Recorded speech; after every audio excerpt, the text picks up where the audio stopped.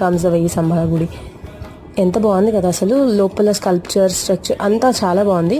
పంతులు గారు యాక్చువల్లీ తీసుకొని ఇవ్వలేదు, అటో ఇటో మేనేజ్ చేసి కొంచెం తీశాను. హిస్టరీ పరంగా చూసుకుంటే వెయ్యి స్తంభాల గుడిని రుద్రేశ్వర స్వామి గుడి అని కూడా అంటారు. ఇందులో శివుడు, విష్ణువు అలాగే సూర్యుడి ఆలయాలు కూడా ఉన్నాయంట. మేము వెళ్ళినప్పుడు ఓన్లీ శివ టెంపుల్ మాత్రమే ఓపెన్ ఉండే. అండ్ ఈ గుడిని కట్టించింది Rudradeva, who is also known as Prataparudra 1. అయితే రుద్రదేవుడికి ఒక బ్రదర్ ఉండేవాళ్ళు అనమాట, మహాదేవ అని. ఈ మహాదేవుడి యొక్క కొడుకు గణపతి దేవుడు. ఈ గణపతి దేవుడిని రుద్రదేవుడు అడాప్ట్ చేసుకున్నారు.